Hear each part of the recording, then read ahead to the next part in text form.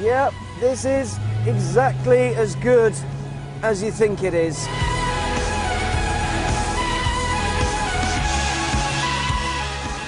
This, in case you hadn't guessed, is the brand new Jaguar F-Type, one of the most exciting cars Jaguar has released for years.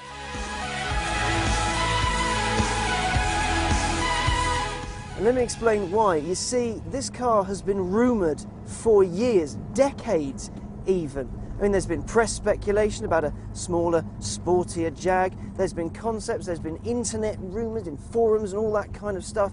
I mean, this thing is so hotly anticipated. It's supposed to bring new, younger, more exciting buyers to the brand. But now, finally, after all the chat, it's here. And it's really rather special.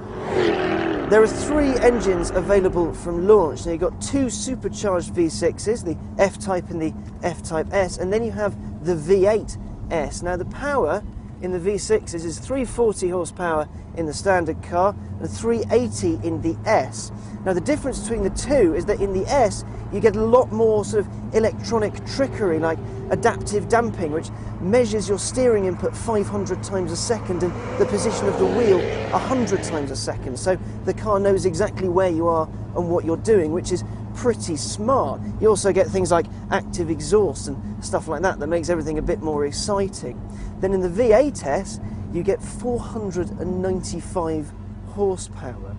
Now, to put that into sort of numbers you can picture, the base V6 will do 0 to 60 miles an hour in 5.3 seconds, and it'll do just over 160 miles an hour. The V8S, the one we're in right now, that'll do 0 to 60 in 4.3 seconds, and it'll do 186 miles an hour. And it sounds like thunder, and is a bit addictive.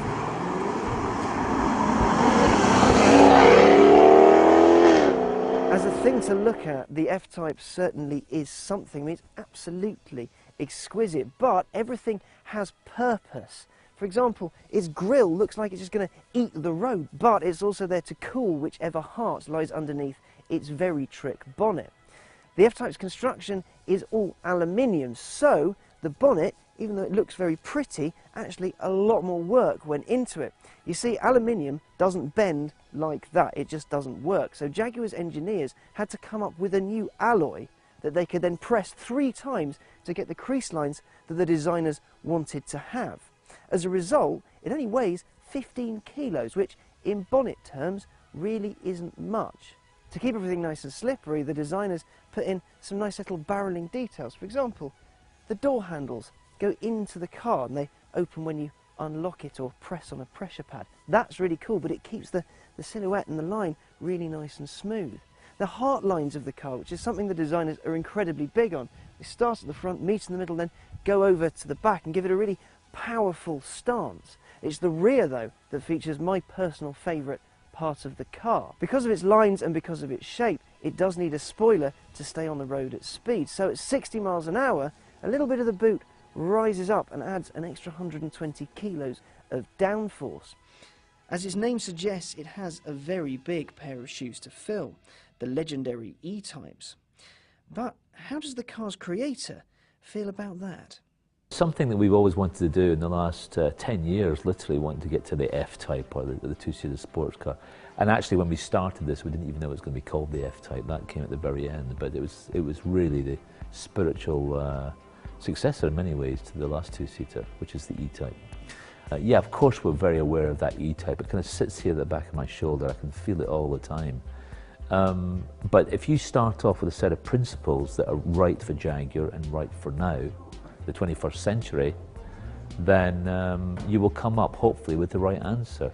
You can't be beholden to the past too much. You must be very aware of it. You must respect it.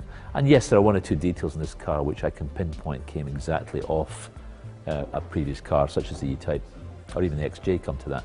But yeah, there's pressure there, of course. But, you know, we're a good design team, and we can cope. When you design a car, you're very close to it, literally, in so many ways for so long, and you don't really get to understand the character of the car visually until you see it on the road.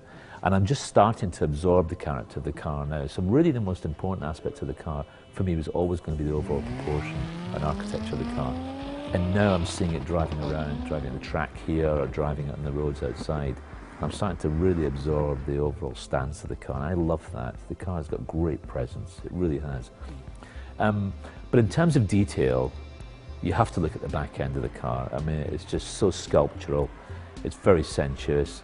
It does have a touch of that Jaguar E-Type about it in terms of its slimness across the back. That's very deliberate. But it is also very important for us to create something which was for now. Yeah, there is an influence here and there, but the end result has to be for now. So the rear three-quarter for me was really the most exciting part of the car. Of course, the back of a Jag is very important because it's the one aspect of the car that most people will see. The F-Type comes from a long, dormant line of small, fast cats.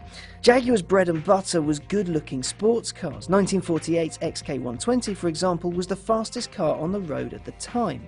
Its successors, XKs 140 and 150, built on its success. In 1951, the C-Type took to the track. The competition-type racer was based on the XK120 and took pretty much everything the racing world had to throw at it. When 1954 rolled around, the D-Type took over racing duties. Now, it did share some components with the C, but it was built on a vastly different monocoque chassis and had some pretty kick-ass advanced aerodynamics, hence the giant wing. Now, because of that, it beasted pretty much everything on the racetrack. It even won Le Mans 3 times on the trot. Now, in 1957, Jaguar's racing department was briefed with creating a road-going successor to the XK150 based on the lessons they'd learned developing that D-Type. In 1961, the E-Type was launched at the Geneva Motor Show to critical acclaim, and the rest, as the cliche goes, is history. But this leads us on to an interesting point. You see, the E-Type regularly tops polls of best-looking cars, and Enzo Ferrari himself once described it as the most beautiful car ever made. So, is the F-Type already a stunning car to look at, a worthy successor? It's not just got to be very good. It's got to be better than that. It's got to be perfect.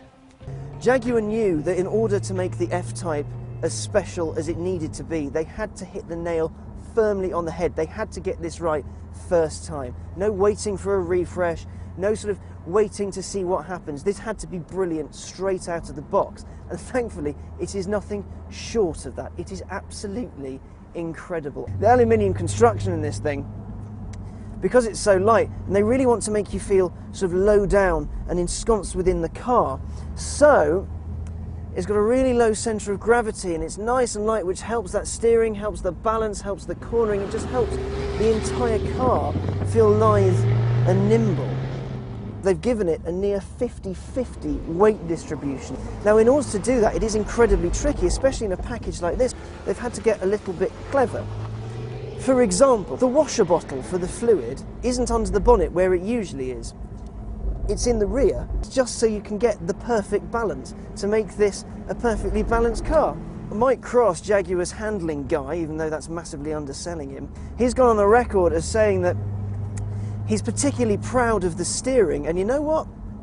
He has every right to be. This whole car is so fluid and so beautifully balanced and wonderful to drive.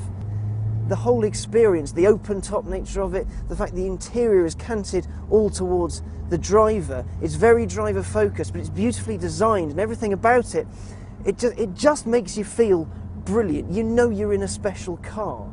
Well, out of the 3 versions, the 2 V6s are designed more for handling, even though they have 340 and 380 horsepower respectively. The V6 and the V6S are designed for sort of more twisty handling stuff and is set up as so. That's absolutely brilliant. I took a V6S on track and it felt incredible. I had such good fun in it. I really did love it. I then got in the V8 and I need this noise in my life.